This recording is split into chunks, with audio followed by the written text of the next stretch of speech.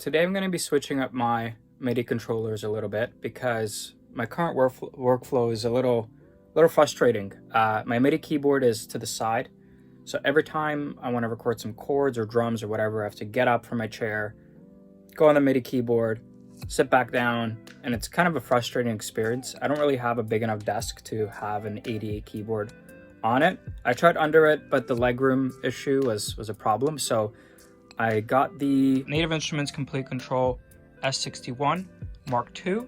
That's gonna go on the desk right there. And hopefully I'll replace the 88 keyboard right here, the S88 on top. And what I didn't know before, I guess I always had a latency issue, but I got a better MIDI adapter, is this keyboard down here. I now connected it to my computer without any latency, like it's pretty good now. So if I ever need to record some delicate piano parts, I'm just gonna use this. Either directly the sounds from it or, sending the MIDI to the computer. And hopefully it won't need this S88 anymore. So now, for most of my work, I'm gonna take this S61 and have it sort of permanently on my desk in this area right here, so that I don't have to get up from, the chair to the MIDI keyboard to the chair to the MIDI keyboard. It'll just be there all the time like it should. And yeah, I'm curious to see if this is going to improve my workflow. I think it will, but I'm really excited for it because it's been a workout just getting up and down from chair to the MIDI keyboard just to record some stuff, so I'm excited. I thought I wouldn't get used to the synth action keys because it's coming from playing weighted keys, but the keybed on the S61 is really nice, and I got used to it very quickly. Surprisingly, I was still able to get some decent dynamics out of it despite it being a synth action keybed. But funny, before buying it, I went to the store and I tried out a couple of other MIDI keyboards, and whether it's expensive or cheap, so many of them just felt clunky. And were pretty loud, like the actual keybed was loud. And the keybed on the S61 barely makes any noise at all. And I know for a lot of you, you'll probably say, why do you care how loud the MIDI keyboard is? Well, for me, this is a pretty small home studio. And a lot of times I'm recording vocals here as well, right behind me.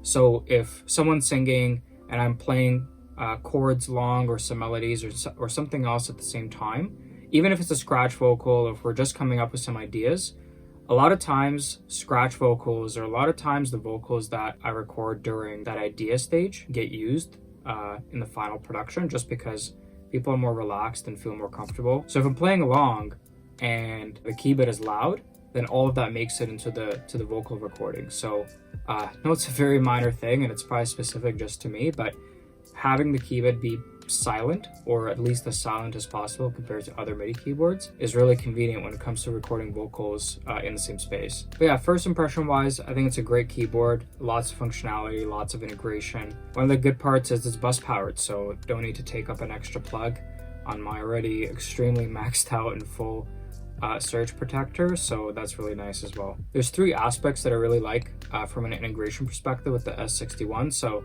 the first is integration into my DAW. I use Logic, so integrates with Logic really well. I tried it on Ableton as well, and that works well too. The second is integration into all of the Native Instruments products.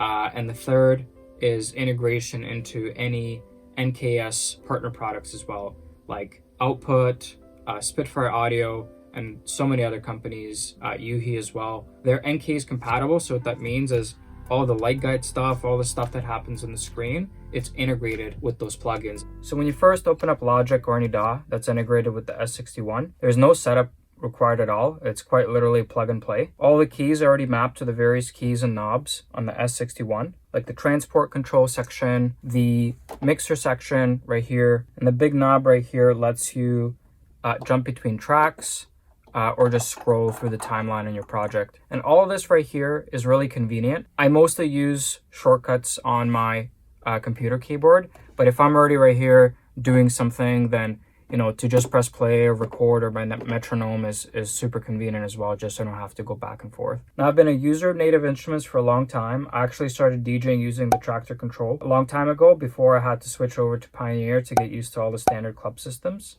When I got into production, I got the Machine Studio, and that's what I used for the longest time to sort of help me with production. Today, I'm using the Complete 13 Ultimate Collector's Edition, which is a mouthful.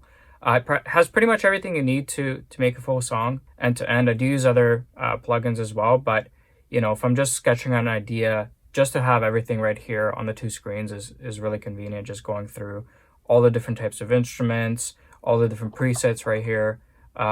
It's all just, the workflow is just really, really fast. And the way that the S61 is integrated is really nice.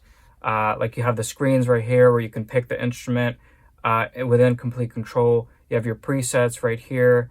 You can also jump between presets using these buttons. And one of the coolest parts is this light guide. So for example, if you have a violin, then you can play the violin right here. You know what notes are within the range of the violin. But then the cool part is these red keys right here are the playing styles. So you can go between staccato to pizzicato and go back and forth as you're playing. And you know, on a normal MIDI keyboard, you'd have to kind of guess where each of these are and remember between all the different VSTs. But with this keyboard, because it's so integrated, it's just easy to see. These two are the playing style, for example. The blue are the notes. So the integration is really nice. If you switch to a drum, for example, then you know the red are the kicks, the yellow are the snares. So the blue are the hats and the crashes. So again, super useful just to know where everything is. The only thing I have to say is the touch strip right here, you know, it's right beside the pitch wheel and the mod wheel. And it's fine if you play like this, but if you put your hand here, then you see I'm sort of like, you know, by accident I'll touch this and it's sort of doing its thing. So I don't know, in the next version, like version 3 or you know, whatever they release next, I think just putting this somewhere else, like up top, is probably a better choice. You know, other than that, great keyboard, but just the only design thing that I don't really understand why they did this.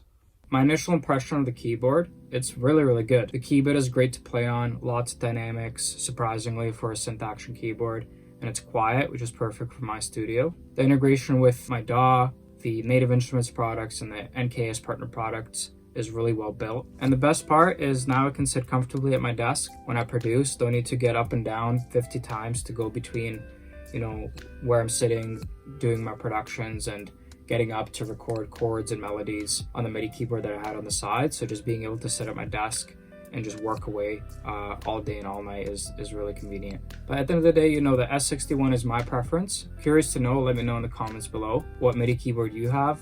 What do you prefer? Do you use a synth as a MIDI controller, for example? So let me know. Always curious to see what other people use. And yeah, and I'll be making a review video of the S61 soon. This is just some first impressions, but I'll make a comprehensive video sometime in the next couple of weeks here. And on that note, if you stuck it out all the way to the end of the video, I appreciate it. Hit that thumbs up button if you liked the video, subscribe to the channel, and catch you in the next one.